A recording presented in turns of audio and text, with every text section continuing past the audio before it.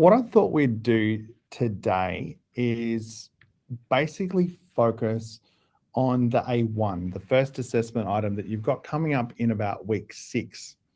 So I thought putting some more clarification around what it's about, how do you start, what do you do, what do we expect, all that sort of thing, so that you can actually make a start. Because this week we're talking about inspiration, next week we're talking about ideation, and then we're talking about implementation.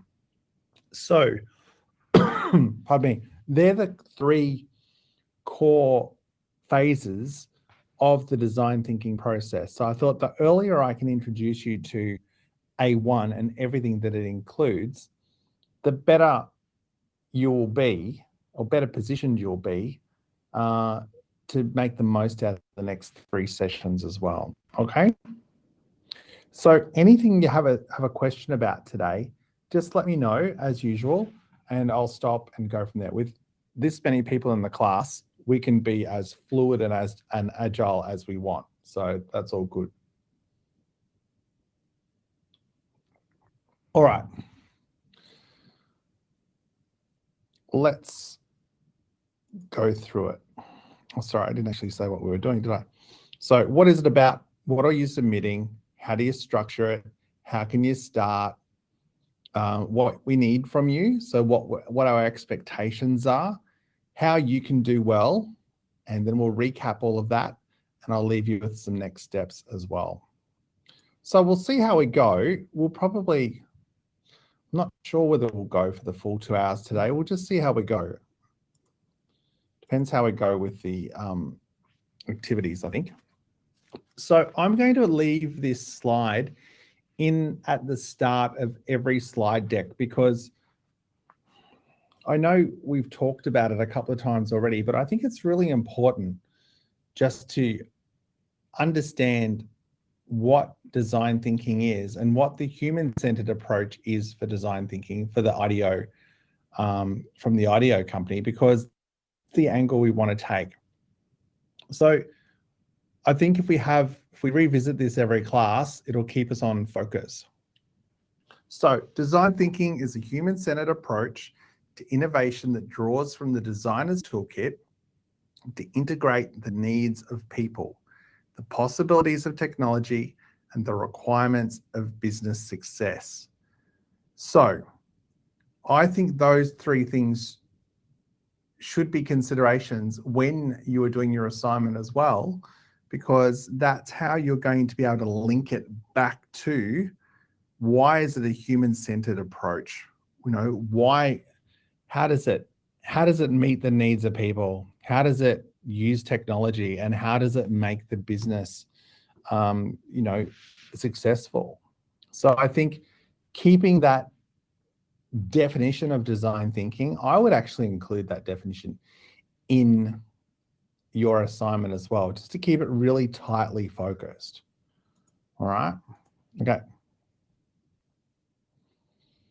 So we want to start with A1. What is A1 about? Now, before I do that, a couple of questions. I won't do a poll because there's 3 of us. You can just tell me. Have you done the e-content yet for this week or last week? Just be honest. If you haven't done it, you haven't done it, but just let me know if you have. No? What about you, Ivy? What about you, Chenguri? Haven't? Chenguri, are you with us?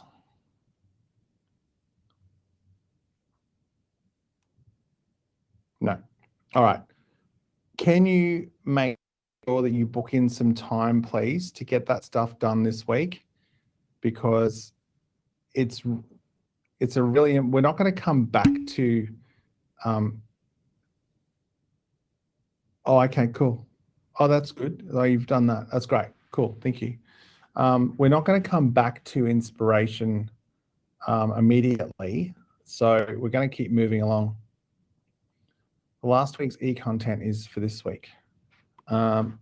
No, it's last week's content was last week, and this week's content is going to map to this week.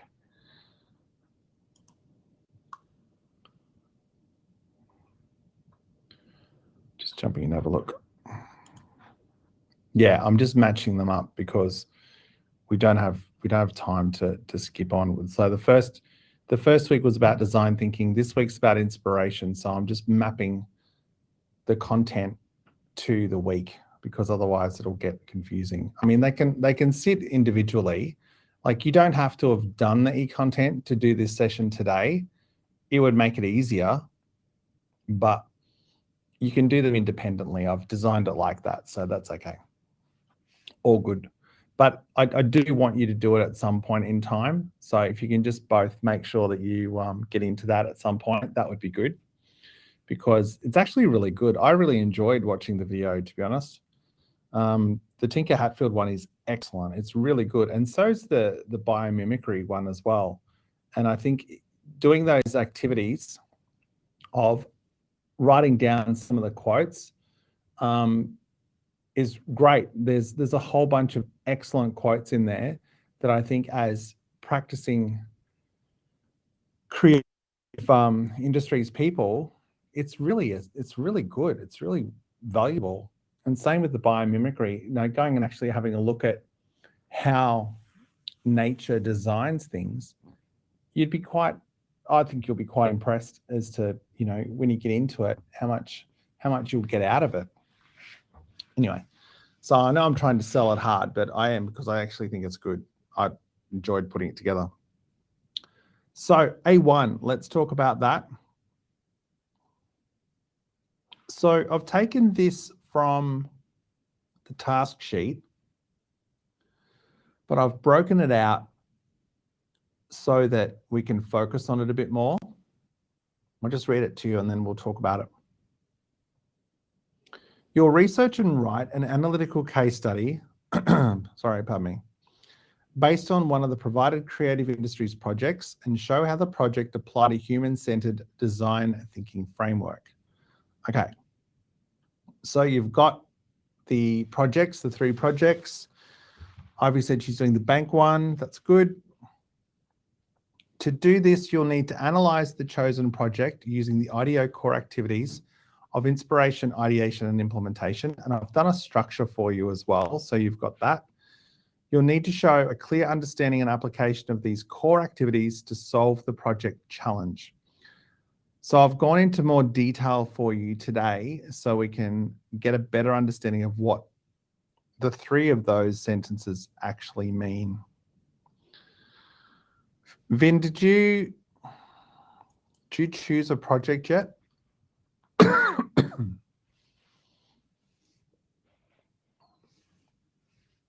No, that's okay.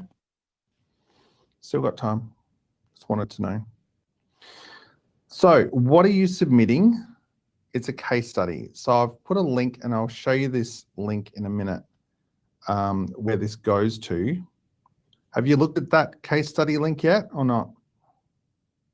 And if you haven't, you haven't. That's okay. I'll show you now. Have you looked at the case study link? I just don't want to be showing you stuff that you've already looked at, that's all. No? Okay. So on this page, yeah, it's a case study, and here are the elements of a case study. Here's the link for it, and you'll need to read through and note any questions for it. So let me just share the screen.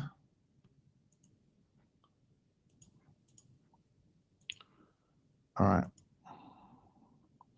So when you click through on that link, you'll come to this page, which is a part of SiteWrite, and it's got a rundown on how to write a case study response. So it's got a structure, what to talk about, the description, and the discussion. All right. And then the conclusion and recommendations. You can include the description in the introduction as well. That would be okay. So what I've done is I've broken the discussion into 3. So in your discussion, there'll be the 3 different areas of inspiration, ideation, and implementation. Okay, that'll be your 3 main areas of discussion. So you can come back to this and have a look at that. That gives you an idea of what you've got to do and a checklist on how to make it good. Make sense?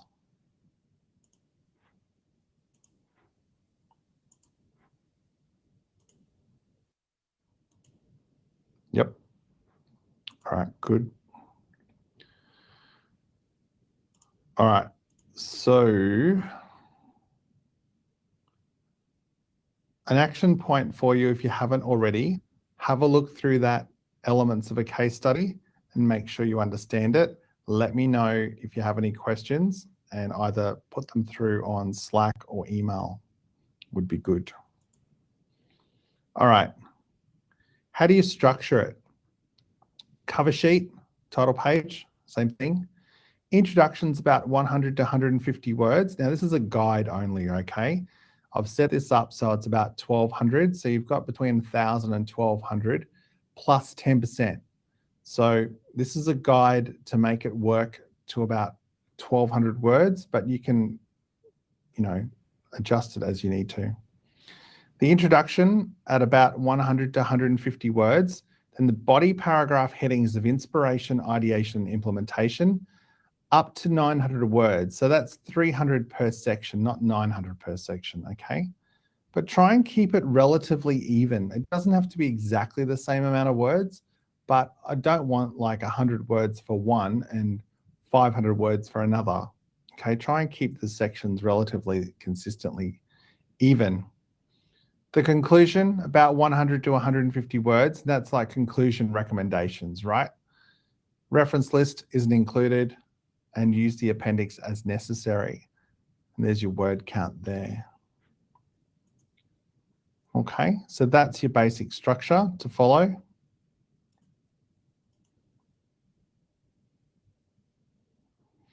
So how can you start? So there's a file in the assessment. You want to have a look at the assessment, go into assessment 1, and you will find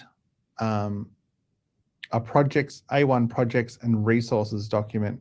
So if you click on that, it'll take you through to those case study pages, right? So there's one about a bank, there's one about pediatric care, and there's another one there as well, which I've put there for you.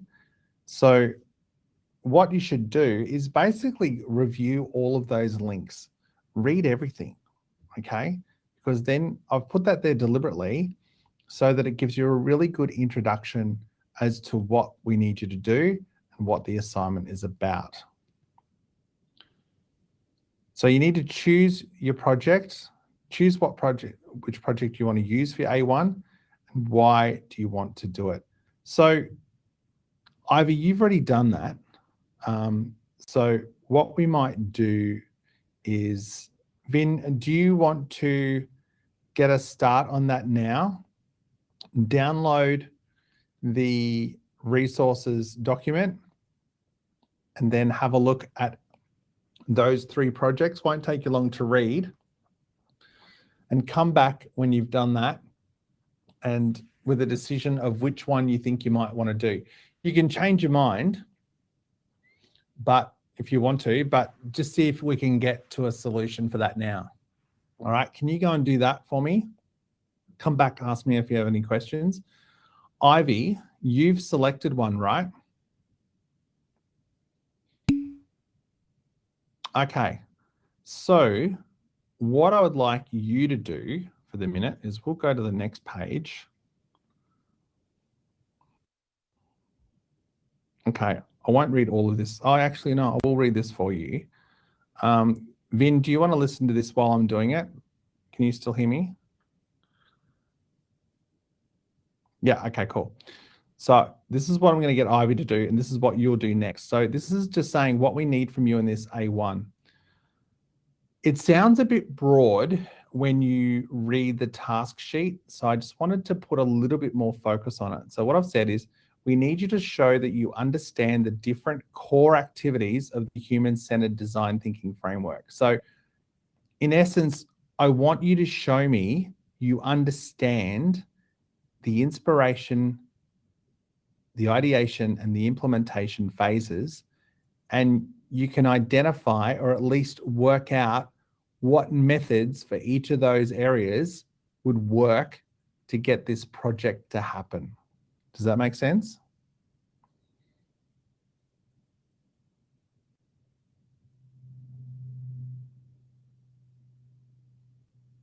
Yes, no? If it doesn't, I can have another crack at it. That's all right.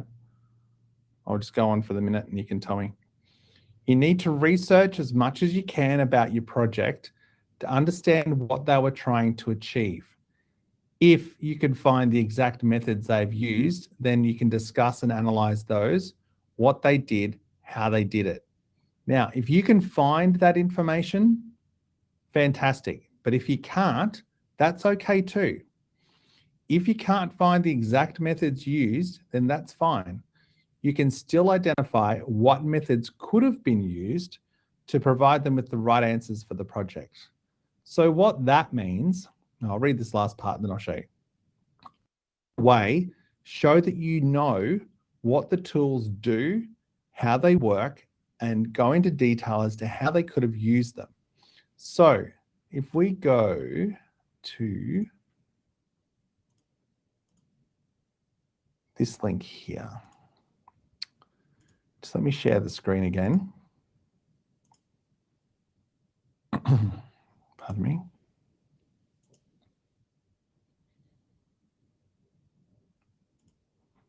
Okay, so this is the link methods filter. You see that? So if we click on inspiration, ideation, or implementation, it gives you a whole bunch of different methods that can be used for inspiration. All right. So if we click on one of these, we click on, say, the 5 whys, it'll then show us and explain how you can do it. All right. So what that means is, depending on which project you choose, you might say, all right, one of the potential methods for ideation could be the 5 whys method.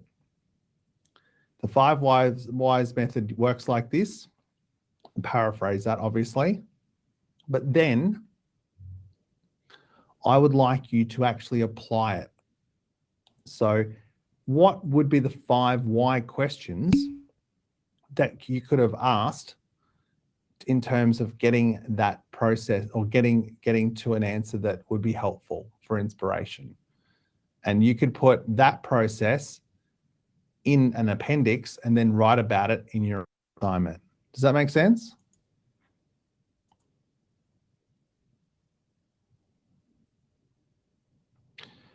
Yeah, I'm interested in the process of how they got to the ideas and the execution. So even if you can't find the exact methods they use, like they might not have used the 5 whys process. They might have used another process, but that's okay. If you can't find the exact processes they used, that's all right. You can use another process that would still get them to the same point. Does that make sense? It's basically, what design thinking tools could they have used on this project? Is probably the short answer.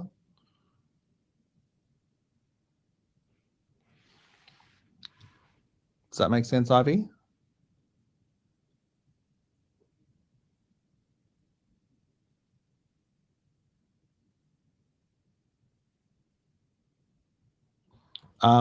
These ones. Yeah. Here on this page. See, on this design kit page, let me copy the link for you. Hang on. Don't apologize. That's totally okay. There we go. So if you click on those, you'll see filter methods, inspiration, ideation, implementation, and then you can see, click on that again. There we go.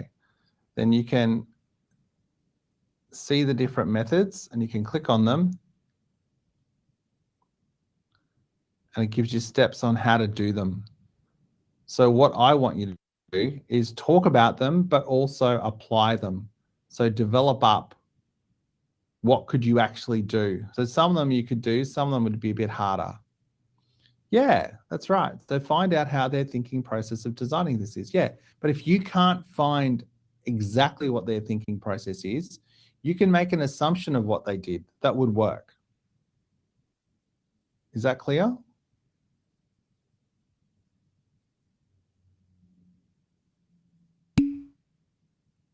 Great.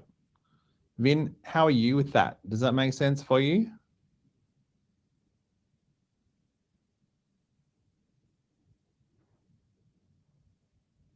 Yeah. Okay.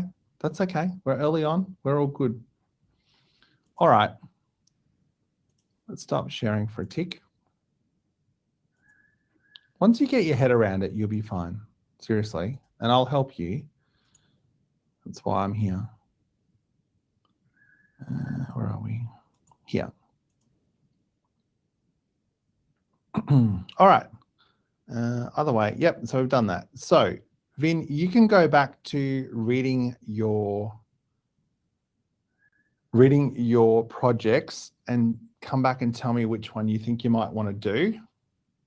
And Ivy, do you want to start maybe with inspiration, or you can start with any of them if you want, or do some general research to see if you can find what methods they might have used.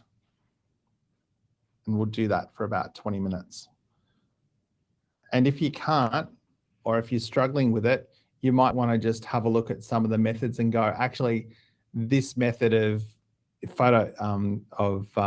interviews would help. All right. And you can make a selection of ones that you think could work. Yeah, let's do that for 20 minutes and see where you're at. I'll put up a poll so that you can tell me how you're going. But obviously, if you have any questions or you need some help, just let me know and I'll help you. I just want you to start though today.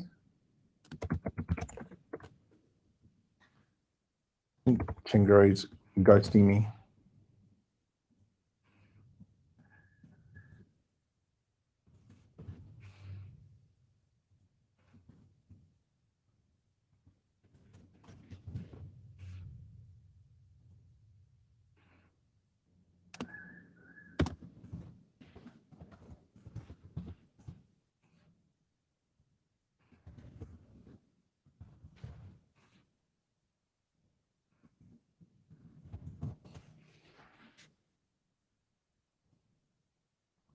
Okay. Sorry, I missed that for when I picked the leveraging media to build a generation of change makers. Okay, good. Well, you can do what Ivy's doing then. Okay. So let's do that. Keep me updated as to where you're up to. I'll turn the mic off so you don't hear me breathing because that sounds weird. Chengri, you good? Have you been listening to what I've been saying? Because you haven't been responding to me, that's all. You good? Okay, you know what to do? Which one are you going to do? Which project are you going to do?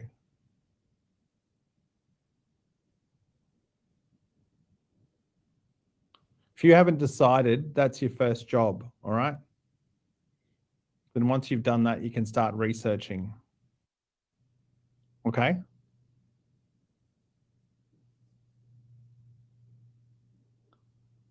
We'll give you half an hour for this. Since there's only 3 of us, we can do that.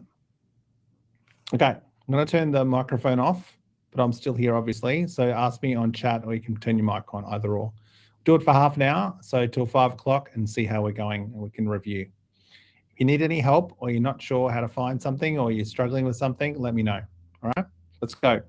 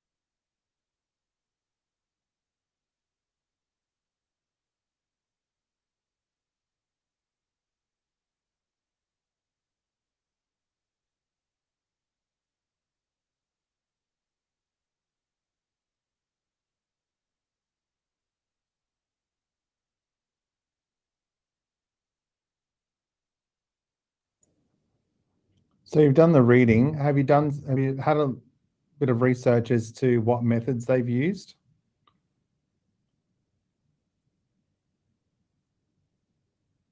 No? Okay, do that one next. Make a start on that. You might not finish that today, but at least you can make a start of it. So have a good look to see if you can find any other information around what methods they might have used. If you can't find anything specifically, have a look at that methods page I just showed you. You can get the link out of that in the resources page where you had the links. And then you can have a look at some of the different methods and click on those and read through some of those, okay?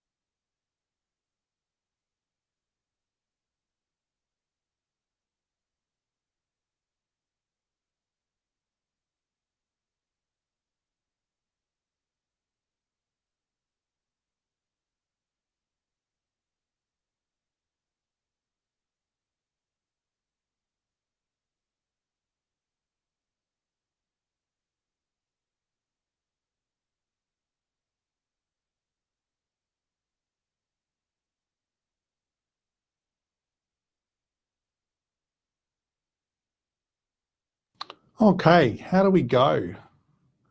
Ivy, let's start with you. I think you are the furthest progressed as far as I can tell. Do you want to jump on the audio and tell me, what did you find? What did you think about your project? I already write something. You've already written something? Yeah. Wow, look at you. So what have you written? Oh, there we go. Just having a read now. Hang on.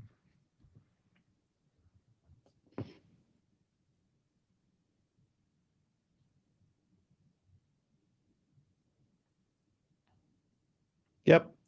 So that's a good understanding of the topic. Yep, that's good. Of the project, that's really good. So I thought what we might do is, since Ivy's just started us off, thank you for that, Ivy. I'm going to go back and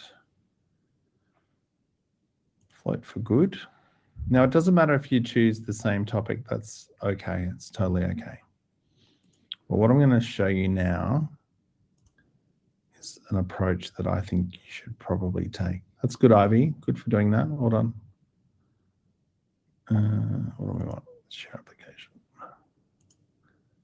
Window. Okay. Okay, so I can see this. Now, let's read this. I'll read it through and you can have a listen. I'm going to highlight certain parts in this that I think you should explore a bit further. And we can do this with the other topics as well, but I think two of you are doing this one to start with. So, a social impact bank account, save money, watch it do good, and take it out anytime. So, just in this line here, there's aspects in that which require further investigation. Saving money, why is that important? How did they find out that people wanted to save money? But how did they find out that they want to see that people want to watch it do something beneficial? So you've got to think backwards from that. How do they find out that that's an important factor, right?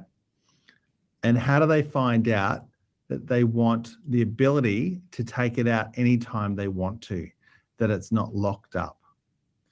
Do you see what I mean in terms of analyzing this? We've got one line into this and there's already some really interesting questions. Does that make sense? Yeah. So they're the sorts of things that I'd want to know.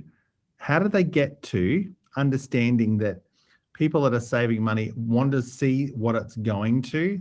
They want to understand what their impact is, and they want to have that security of knowing that, well, if I need the money back, how do I get it back? How did they find that out? So they would have used a method to find that information out. Does that make sense? Give me a thumbs up if you're good. Yep. Vin, are you good? Are you doing the same one?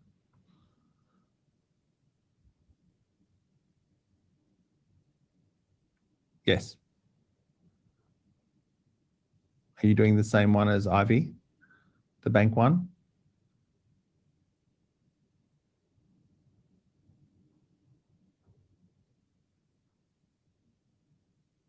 Are you doing a different one?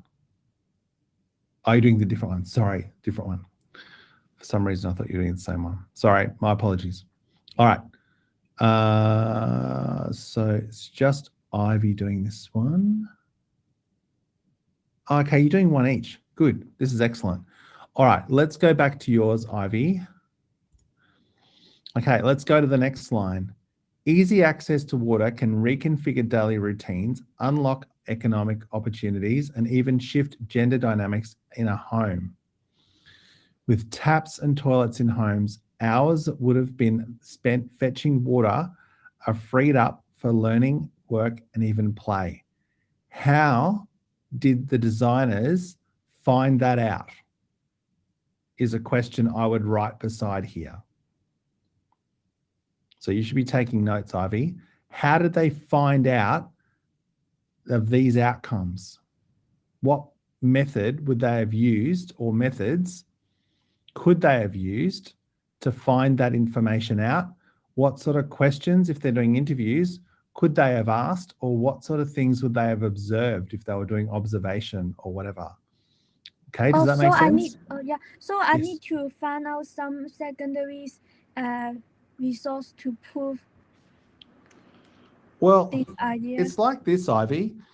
You might find some information that talks about this project further, but if you can't, you can make an assumption that they could have found out this information in another way.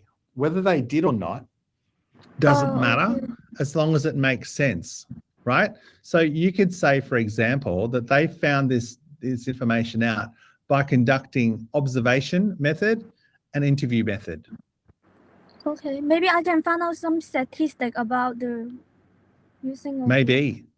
Yeah, maybe. But if you can't, you can still go through and explain how they could have used a different method. All right. It doesn't have to be exactly the one that they did if you can't find it. That's my main point. Yeah. Okay. Got it. Okay, good. We'll keep going. Do you want to stay on the line? Stay online so we can talk about it.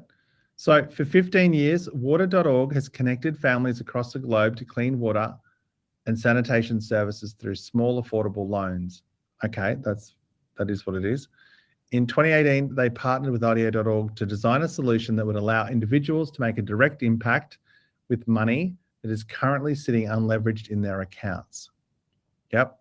2-year partnership resulted in Float for Good, entirely new category of banking that allows people to do good with their money without giving it away.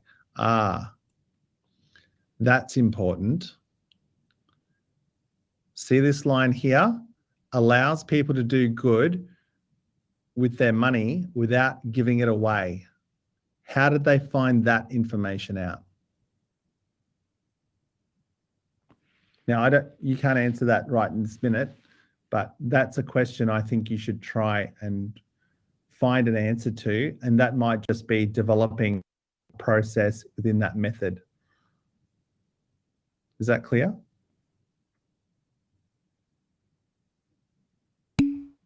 Ivy, that's a question for you. You can just put the audio on because I can't see. Oh, okay, good. Righto. See your impact. See this, even this graphic. See your impact in terms of real milestones. Okay, why is that important, and how do they find out about it that that's important? That'd be a question I would ask. Interest turned impact. Okay, Float for Good is a social impact bank account. Users can save money in the app, help fund water and sanitation projects, then take it out anytime. All right, so that once again, same question as before, and it's the same area, right? Why is this the solution? In other words, what problems were they solving to get to this, and how did they get this as an answer is what we want to know. The entire experience is rooted in transparency. There you go. There's part of it. How did they find out that transparency was important? People are demanding transparency for virtually every aspect of life. Well, there you go. There's part of your answer. But you want to find out how they found this out, from the ingredients in their food to wages of garment workers sewing their clothes. Float brings transparency to money management. Pardon me. Users know exactly what their money is being used for and can rest assured that it's doing good. Once again, how do they know this? How did they find it out? Why did they design it like this? The average interest rate in the US for a savings account earns just 90 cents a year for each $1,000 saved. Float for Good provides clean water for 10 people with the same amount of money. And while a traditional bank loans out a fraction of the money saved to make a profit, Water.org distributes that fraction to microfinance institutions that disperse it in the form of small loans to families for things like water taps and toilets. So that's explaining the transparency part. Impact made tangible. Okay, so that gives you some insight as to what they're doing and why they did it. So how do they get to this sort of thinking? Why is impact made tangible? Why is that the solution? All right, and how do they get to it? From the moment a user deposits money into the bank, into the account, they can start tracking, that's important, tracking their individual and collective impact. Why is that important? How did they find it out? Float for Good uses basic social math to show them the progress in terms of gallons, days of clean data, drinking water, or time saved, okay? The center of the app experiences a vibrant aura. The bright green circle showcases users' total impact and is designed to convey buoyancy and upward progress. Your money is making moves. So that's important. Why have they done that? Why did they make it green? Why is it showing movement? Why is it buoyant? You know, all these sorts of questions you want to ask, okay? Users reach saving milestones the more their money sits in the shared pool. The design team spent time thinking about how to bring joy in these moments. See this bit here? How to bring joy in these moments. So if they were thinking about it, how did they think about it? What did they do to end up with this answer? Yeah? How do you connect users with the impact they're having? How do you bring delight without creating noise? Each milestone is grounded in a real story of impact or an insight that sparks curiosity. Lots to unpack there. All right. The digital experience is also designed to create little to no friction. That means it's really easy to do.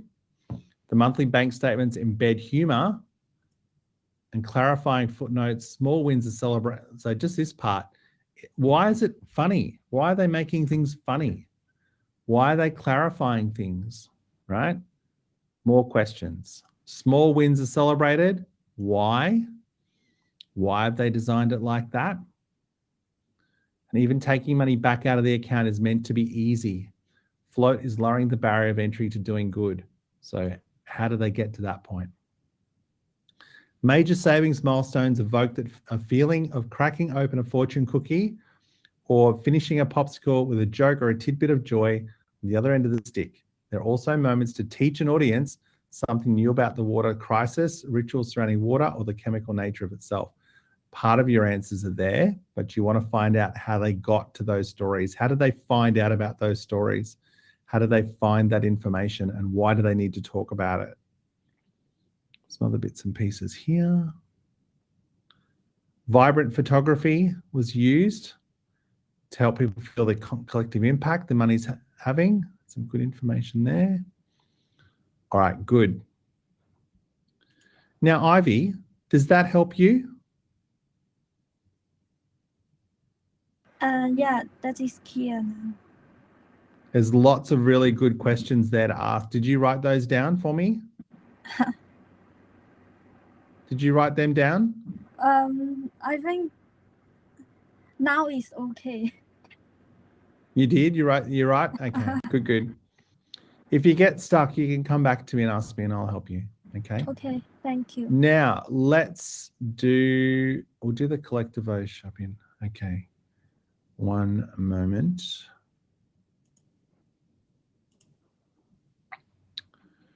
So for you other guys, did that make sense for you in terms of unpacking it? Because I was asking particular questions.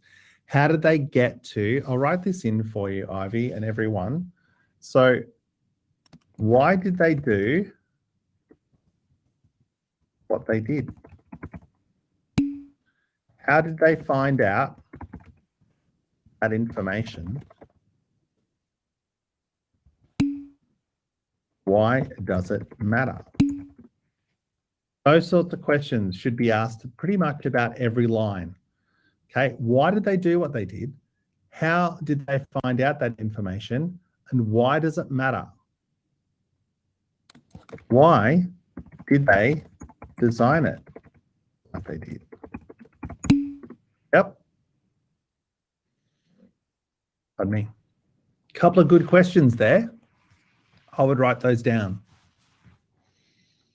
Next one. Leveraging media to build a generation of change makers. Sorry, was there a question? Okay, good. But you've got to go deeper than that too, Vin, right? Using radio and social media to reduce youth violence in Guatemala City.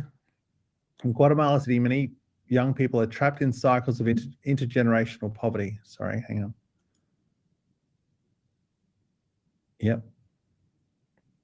Yep, good. So how do they find out about this intergenerational policy? Why is that an issue? Violence runs rampant, but with the right structures, these at-risk youth can become a creative force that propels social change, building stronger and safer communities. How do they know this? How do they find this information out? All right, that's what I would want to know.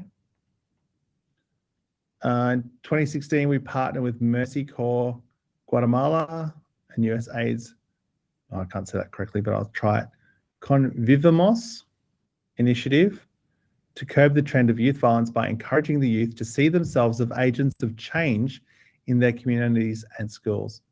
Okay, how did they get to that? How did they get to understand that that was important?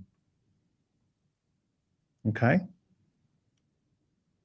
From design research, IDEA's design team learned that in a culture of silence, spaces for self-expression are groundbreaking. How did they find that out? How did they learn about it?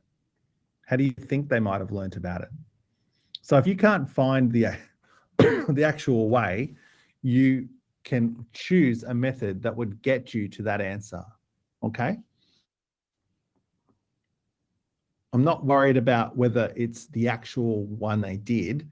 I want you to show me that you could use a method that would get them to that answer anyway, all right, and make sense of it. However, distrust from adults holds youth-led initiatives back. How do they find that out? How do they know that? And the only way leadership becomes possible is when it starts with the natural talents of youth.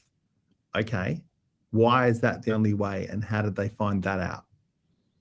What methods would they have used to find that information? During prototyping, there you go, that's a method. The team experimented with various platforms and channels that invited youth to become the protagonists of a different kind of story. Okay, so what sort of prototypes could they have done? So you can have a look at that.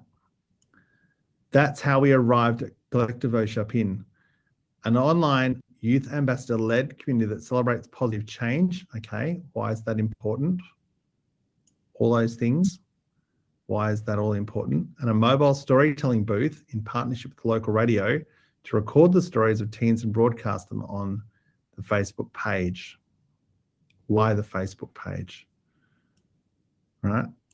Ask questions of everything. I would print this out and draw all over it and ask questions everywhere, and you can research that. By celebrating their talents and providing a platform that they're able to own and shape for themselves, Colectivo Chapin gives a voice to youth, reduces stigma. How do they know that? Why is that important, to reduce stigma towards those living in communities affected by youth violence, and inspires a new generation of change makers to action? Colectivo Chapin was piloted with students from 7 schools across Guatemala City. Why did they do that? Why did they pilot it? What would that have told them?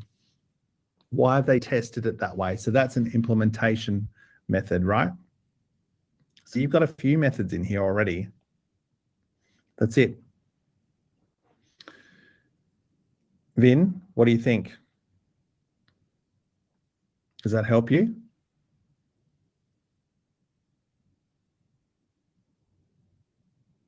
It's a lot in it when you look at it that way, isn't it?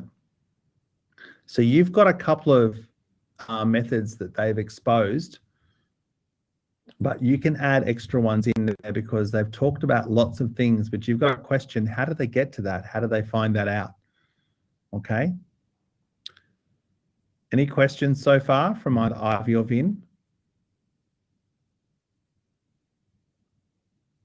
Chen Grui, I'm coming to you next, so don't worry. Very vivid. There we go. That's good, isn't it? Okay. Amplify was Chen Grui's. Let's have a look. All right, designing tools for high quality pediatric care in the Himalayas. So it's looking after kids medical care, right? Redefining what's possible. They say it takes a village to raise a child, and it amplifies early childhood development challenge. The clinical team at Possible decided, oh, hello. You good? Yep. Decided to put the old adage to the test. So that is a saying, right? It takes a village to raise a child. That's fine. You don't have to question that. But that could be inspiration. How do they find that out, right? How do they know that? How do they research it? Because that could be inspiration, yeah?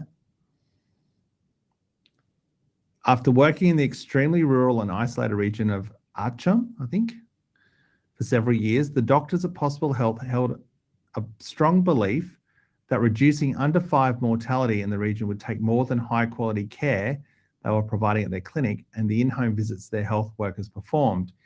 It would mean engaging the women of Archam in a new group-based care system, relying on the women's close personal ties and peer support networks to drive behavior change.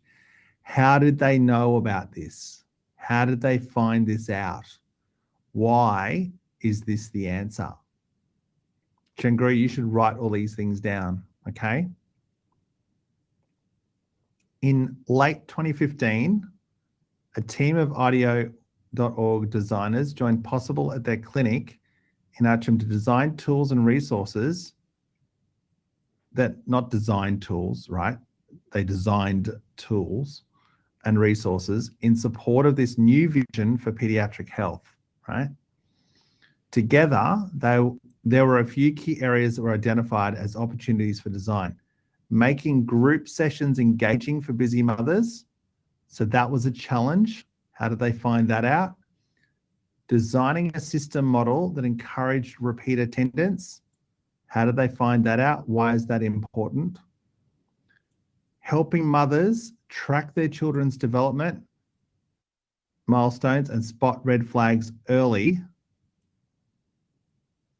How did they find that out? Why is that important? And finding ways to engage siblings and other secondary caregivers in best practice. How did they know that? And why is that important to know? These tools continue to be used by Possible to enhance their under 2 focused household interventions, serving a total population of over 300,000 in rural Nepal.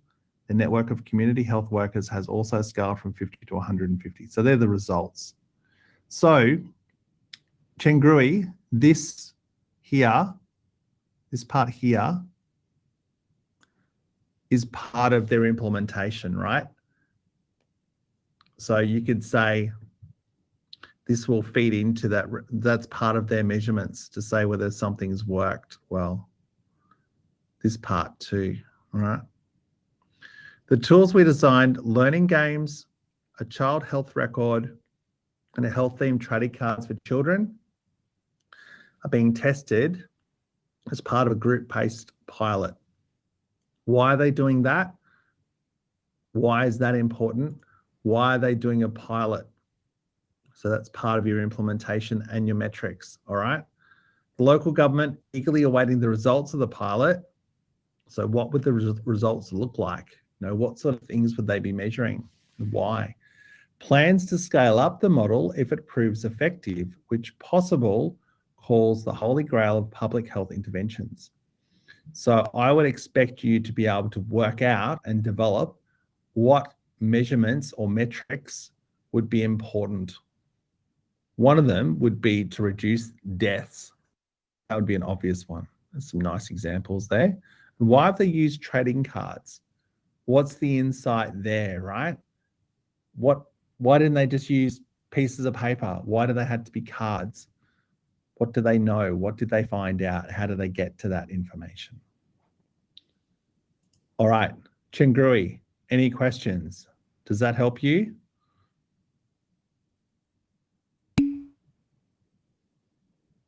Yep. How do we use secondary sources for this task? all of the questions I've asked, like just in this last part here, when we were talking about Chengurui's one. So maybe we just talk about this for a minute. The secondary sources would be using learning games to help in education.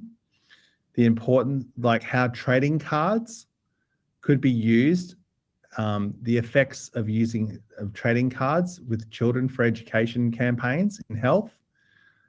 Why a group-based pilot is useful for health initiatives. So they're the sorts of things I would be looking at to get secondary information to support why they've made those decisions. Does that make sense?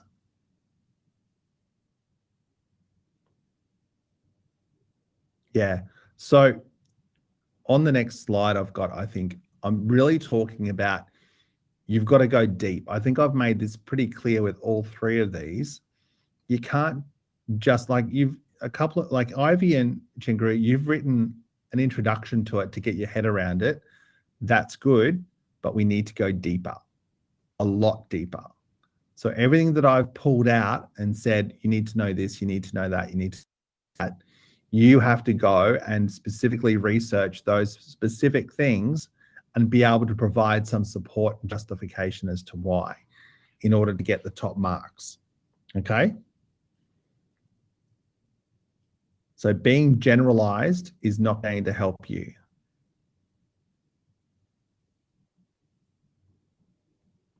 Okay, if you're too generalized, you're just going to get a 4.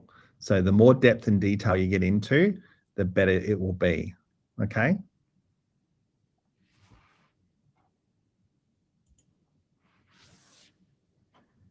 You good? Are there any questions you'd like to ask me at this moment? This is your reward for coming to class, right? I give you lots of help with your assignment. Okay, thank you.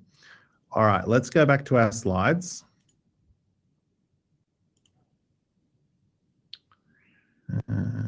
This one.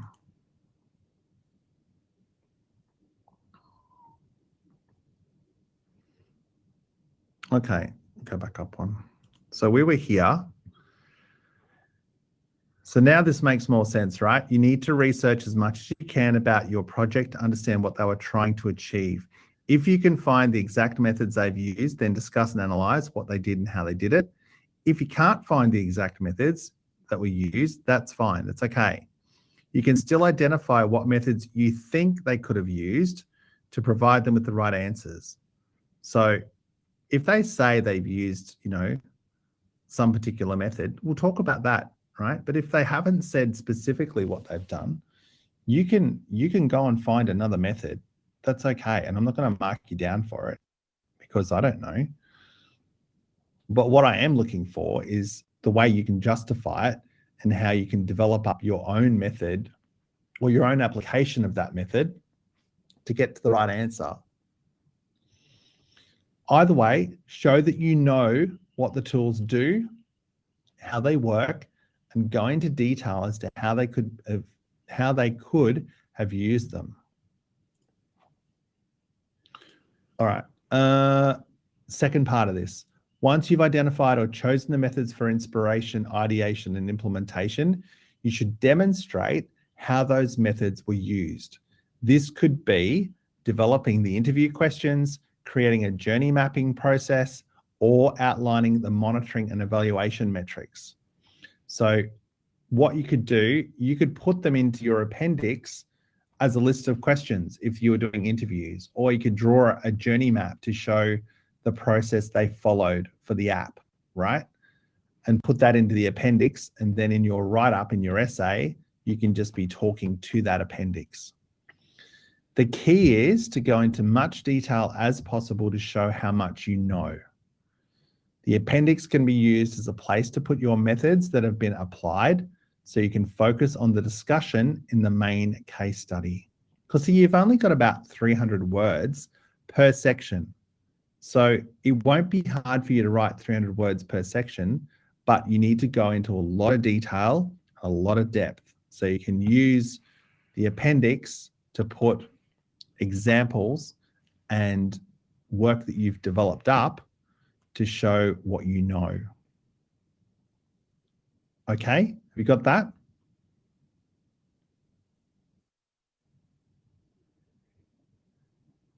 Give me a thumbs up if you're good. Yep, good. Okay. How to do well, let's look at the criteria sheet. All right, let's do that. Where is it? There it is. I'll just share the screen again, hang on. And you can come back to these slides if you're not sure and review them. So in the task sheet here, you've got analysis, and we'll look at the high distinction. So we've got this as insightful and thorough critical analysis of the design thinking framework phases of inspiration, ideation, and implementation. And you can use those as headings, and you should use them as headings. Demonstrates a comprehensive understanding of the design thinking framework as it applies to the chosen project. So I don't want you just talking about inspiration, ideation, and implementation. I want you to talk about it as it applies to the project. Okay, so there needs to be that application of thinking. Comprehensive justification of the design thinking tools and processes relevant to the chosen project. So how have they used it? Why did they use them? All right. Information literacy synthesizes knowledge through a comprehensive understanding of a wide range of highly relevant information sources and types about the project. I would think for about 1,000 to 1,200 word assignment, somewhere around 10 references would sound about right. Okay, that's what I would aim for. Ability to locate and retrieve, evaluate, and synthesize information from a variety of sources and to use this support analysis, all right? Comprehensive understanding of how to use in-text citations. So use APA style referencing. Referencing uses QUT APA style, wholly consistent and accurate in its application.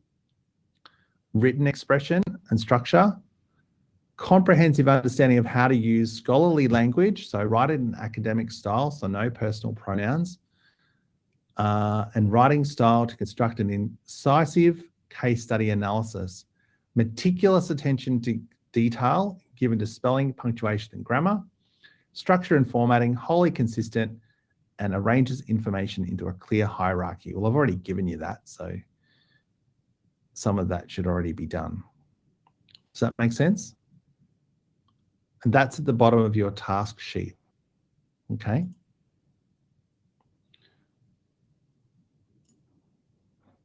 I'm just moving along a bit because we're running out a bit of time. But if you've got any questions, you just ask away. That's all good. So I've already shown you this page before. That's the one we were on. We won't do this exercise now because we've already started it. Okay, but they're the pages, there's the link for it. So you can click on inspiration, ideation, and implementation and adjust the filters. You can also save some of the ones that you like too, but go through and have a read through them. Some of them will be better suited for your project than others. They won't all be valuable. So don't try and jam them together. If it doesn't quite work for you, don't use it. Use one that does. So really I'm looking for in this assignment, you showing that you understand all of these different methods, but you understand the ones that are relevant for this project to get to the right answer. Okay? So you've got that link there. Recap. All right, let's do a bit of recap of what we've been talking about so far this week. Okay, so there's lots of different processes we talked about. We're doing the one at the bottom. Okay, we're doing this one. That's a really dodgy arrow, but you get the idea. Doesn't have to be linear. So you can start talking about the implementation. You don't have to start at the ideation. So if you find information about how they came up with the ideas, and that's the first part that you're talking about, that's okay. And if you want to structure it as you're talking about ideation first, you can do that. I don't mind. It's up to you how you do it. That's okay. So be aware of these other ones. So when you're looking up stuff, you might find different design methods, but the one we want to focus on is this one down here. Okay, just so you're aware. So this is the one that we were talking about. Remember, we were talking about diverge and converge. So I would want to see you talking about these. So how did they diverge their inspiration sources, or how did they have a diverse range of inspiration sources? And how do you think they could have converged their ideas before they got to some that they liked, before they started going deeper, before they converge into the implementation? So I expect to see words like diverge and converge in your assignment as well, okay, to help support that.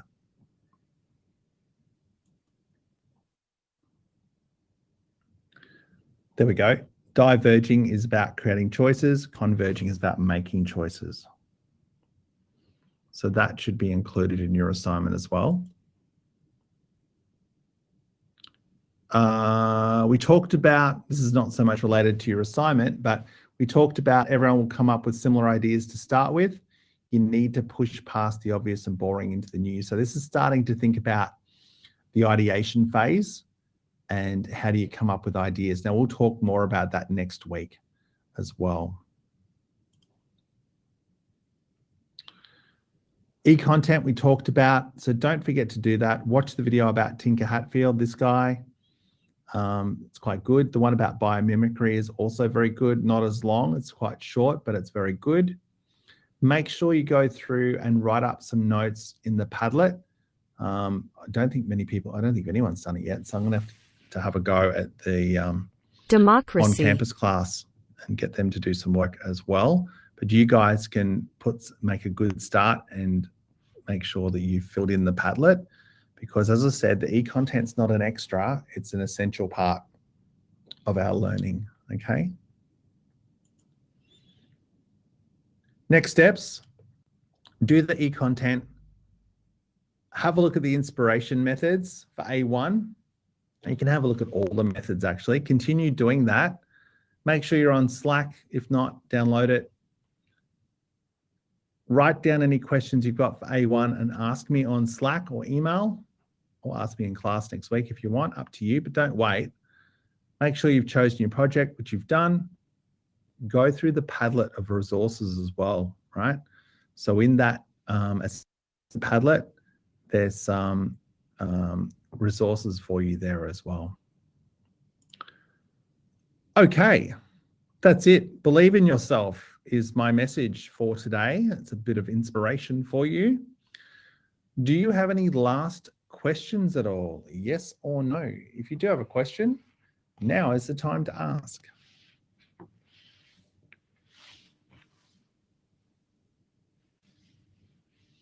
Quick yes or no answer for me.